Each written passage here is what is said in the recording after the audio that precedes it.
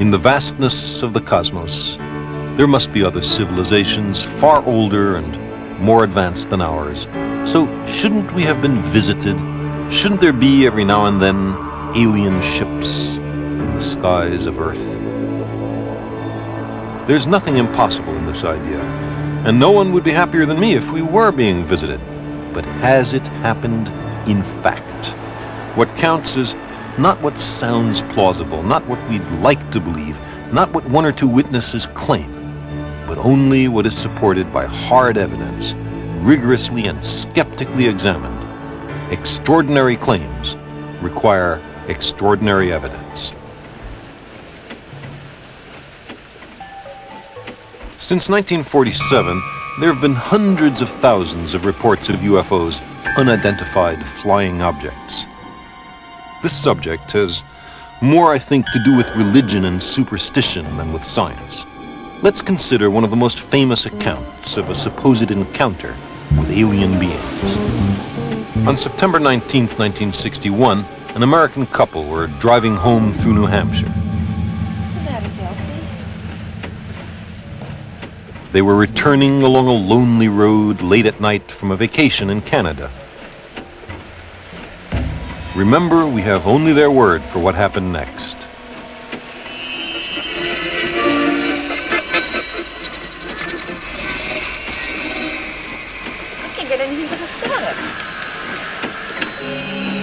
You still don't believe it, do you? No, I don't. There must be a reasonable explanation. They had observed, so they said, a strange moving light in the sky. By definition, an unidentified flying object. It seemed to follow them for miles. What's the matter with that dog? What's that sound? I don't know. After a time, the lighting patterns on the UFO changed. It appeared to land.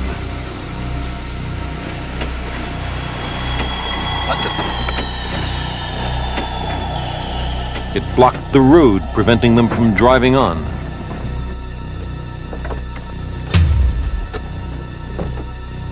They said they saw mouthless creatures approaching, who were not exactly human. Barney? Barney? Barney, what is that? At this point, the story becomes still stranger. They lost all recollection of what happened in the next few hours. But weeks later, they said, they recalled some details and discussed the experience with others.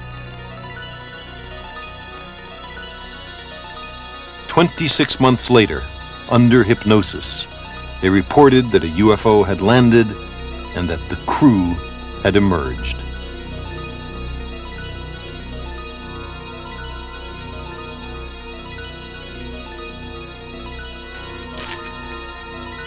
They were captured, they said, and taken aboard the craft.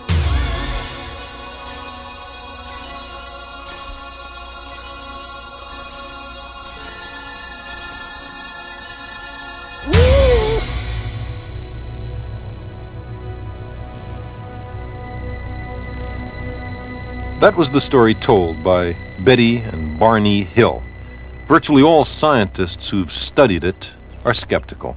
But UFO enthusiasts think the Hill case is a classic example of a close encounter of the third kind. Why? What makes it so special? While on board, Betty had noticed a book written in an unknown hieroglyphic writing. She was also shown a strange window through which she could see a glowing pattern of dots connected with lines. It was, they told her, a star map, displaying the routes of interstellar commerce. Afterwards, the Hills were released and permitted to return home, or at least this is their story. Now, believers find this account compelling, or at least plausible, chiefly because of the alleged star map. Here's what Betty Hill said it looked like. Now, why would anybody take this seriously? Because here is a real map, widely publicized by UFO enthusiasts, of 15 selected nearby stars, including the sun, as seen from one particular vantage point in space. This map includes stars that were first cataloged several years after Betty Hill recalled what she says she saw in the alien ship. Her map required, we are told, information that was not then available on the Earth. There is a resemblance between the two maps, but that's mainly because the lines corresponding to navigation routes have been copied from the Hill map onto the real star map. If we were to substitute some other set of lines for the Hill lines, we find that the eye suddenly is biased against seeing any agreement between the two maps at all. To make an objective test, however, let's remove the lines altogether. And then there's very little resemblance left. But these particular stars are selected from a large catalog of star positions. Our vantage point in space is also selected to make the best possible fit with the Hill map. If you can pick and choose from a large number of stars, viewed from any vantage point in space you want, you can always find something resembling the pattern you're looking for. I'm surprised that nobody could find a better fit to the Hill map. The Hills' own psychiatrists described their story as a kind of dream. There's no corroborating evidence. The star map argument is worthless. And yet, this is one of the best attested cases of UFO close encounters. For all I know, we may be visited by a different extraterrestrial civilization every second Tuesday. But there's no support for this appealing idea. The extraordinary claims are not supported by extraordinary evidence. There are curious daylight photos of UFOs. Some look suspiciously like hats or hubcaps thrown into the air. Photos can be faked.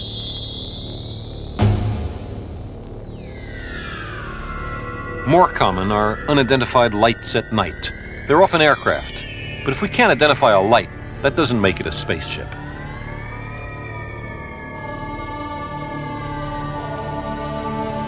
Here's a movie of what you might think is a UFO. Actually, it's a piece of an asteroid burning up as it enters the Earth's atmosphere.